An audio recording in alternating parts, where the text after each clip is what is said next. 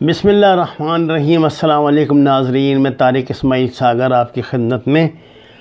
नाज़रीन कराम, इंडिया का मारूफ जोकर मेजर गौरव आर्या ने एक मरतबा फिर पाकिस्तान को धमकी दी है कि अगले 15 दिन में बलूचिस्तान में हम बहुत बड़ा हमला करने जा रहे हैं। गुजारिश ये है, इससे पहले भी गौरव आर्या ने 2-3 ऐसी बातें कही जो बाद में वकूअ पजीर हुई। अब किसी मुल्क में दहशतगर्दी फैलाना इंटरनेशनल लॉ की खिलाफ वर्जी है। ज़ाहिर है कोई इसको माने या ना माने, मेरे की लिखत पढ़त में तो यही आता है। मुझे समझ इस बात की नहीं आती, इंडिया के 42 बैंकों को बैंकरप्ट करार दिया जा चुका है। ये लोग दुनिया भर में मनी लॉन्ड्रिंग कर रहे हैं, दहशतगर्दी फैला रहे हैं। ये पाकिस्तान की रिपोर्ट नहीं है, ये इंटरनेशनल इंटेलिजेंस की जो रिपोर्ट्स हैं वो हैं। सारी दुनिया ने इसको माना, खुद इंडिया के अखबारात ने इसकी शह सुर्खियाँ जमाई। अब ये बंदा कह रहा है कि जनाब, इससे पहले भी इसने 1-2 मरतबा कहा था, तो ऐन उन मौके पर बलूचिस्तान में हमले हुए, दहशतगर्दों के हमले। अब ये कह रहा है कि 15 दिन के अंदर जनाब हम बहुत बड़ा हमला करने जा रहे हैं। इसके साथ ही वो पाकिस्तान की मजहबी जमातों को इश्तियाल दिला रहा है, इसके साथ ही राह को मशवरे दे रहा है, ये करो वो करो। पाकिस्तान आखिर इस बंदे को क्यों नहीं लेके जाता, इस बात को क्यों फैट ऑफ मैन इस मसले को उठाता कि जी दहशतगर्दी तो वो करवा रहे हैं, ललकार के करवा रहे हैं। 42 बैंक उनके आपने मनी लॉन्ड्रिंग के मरकज़ करार दिए हैं। आपने कहा है कि इस मनी लॉन्ड्रिंग से दुनिया में दहशतगर्दी हो रही है। हम पता नहीं, हमारी आपस में लड़ के मरी जा रहे हैं यार, हम इंटरनेशनल कुछ कर ही नहीं रहे। मैंने 3-4 दिन से आसमान सर पे उठाया हुआ है कि ये लैंड लॉ जो नया पास हुआ है इंडिया में, ये बेड़ा गर्क कर देगा, मकबूजा कश्मीर को बिल्कुल फ़लस्तीन बना देगा। कल पूरे मकबूजा कश्मीर में इस पर हड़ताल हुई है बड़ी सख्त, को लोगों वो जानते हैं कि ये उनकी तो मतलब मोरी तस्दीक सबत कर देगा ना उनकी मौत पे। आपके जो आपका स्ट्रीमलाइन मीडिया है ये खबर भी नहीं दे रहा। मेरी तो समझ से भला तरह हम कर क्या रहे हैं। अगर इस सूरत हाल को कोई ये समझता है कि हाइब्रिड वार नहीं है और दुश्मन ने आपको अपनी मर्ज़ी के मैदान में लड़ाने का फ़ैसला कर लिया, तो इससे बड़ा सच क्या है, मुझे बताएं। इसलिए मैं ये कहता हूँ, ये सादक का बयान, ये मियाँ साहब की तकरीर, ये उनके साहबजादी की तकरीर, ये उनके बयानात, ये आसन इकबाल के बयानात, ये जवाबी बयानात, ये सारे आप नहीं दे रहे भाई, ये वो आपको अपनी मर्ज़ी की विकेट पे खिला रहे हैं। खुदा के लिए इस हकीकत को समझें, वो आपको अपनी मर्ज़ी की विकेट पे खिला रहे हैं और आप बेवकूफ़ों की तरह उनकी हाँ में हाँ मिला के खेल रहे हैं।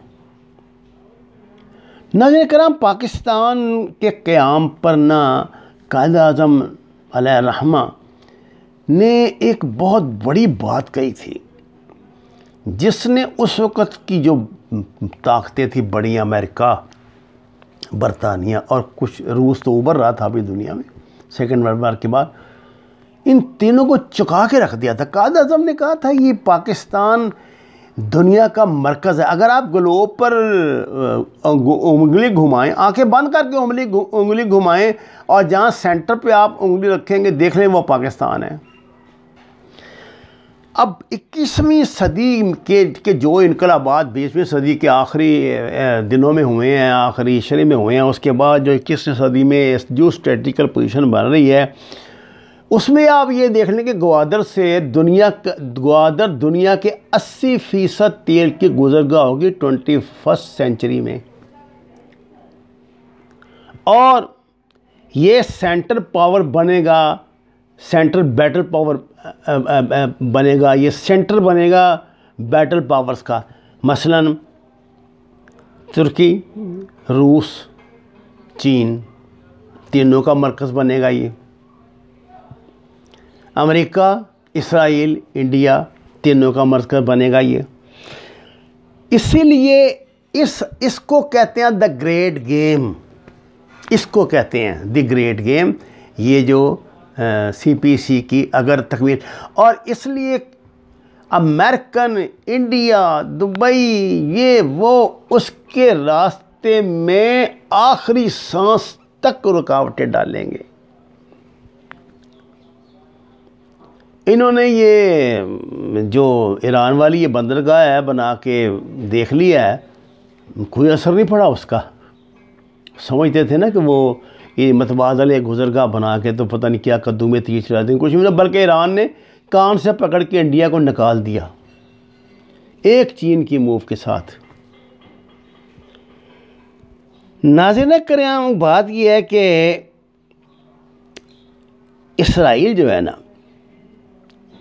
उसके लिए दुनिया का सबसे बड़ा जो चैलेंज और ख़तरा है वो है एटमी पाकिस्तान।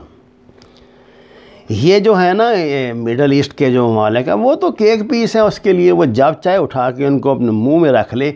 लेकिन इसराइल को इस तलख, इसराइल जब चाहे ईरान पे हमला कर सकता है। अगर वो नहीं करता या उसने एक दो किए भी हैं तो वो उसकी मर्ज़ी है। अदरवाइज़ इस खित्ते में जो उसका जो एरिया है उसमें कोई मुल्क उसकी दस्तरस से बाहर नहीं है, पाकिस्तान है। उसको पता है जैसे मैंने मूव की ऐसा जवाब आएगा कि परखचे उठ जाएंगे, दुनिया में नामो निशान मिट जाएगा इजराइल का। इसलिए जनाब ये उसके लिए बहुत बड़ा थ्रेट है। वो मजबूर है कि पाकिस्तान से पंगेबाजी ना करे। अच्छा, अब दूसरी जनाब अब बात यह है कि अगर CPC इलेक्शन हो जाता है, इसकी ये मतलब फुल स्ट्रिंग में मूव कर जाए तो पाकिस्तान IMF से एक लम्हे में निकल जाएगा शिकंजे से। और ये बड़ी गिरफ्त, बहुत बड़ी, या ये समझे कि 80% हमारी गर्दन के पर जो पंजा फंसा हुआ है ना वो IMF का है। ये आटे की महंगाई, ये चीनी की महंगाई, ये रोना धोना, ये जनाब अब इमरान खान कीमतें घटाता है, सुबह फिर बढ़ जाती हैं, अगले दिन घटाता है फिर बढ़ जाती हैं, काबीना टक्करें मार रही हैं, वो कह रहे हैं ब्यूरोक्रेसी ने तावन करे। ये सारा चक्कर जो है ना वो ये है।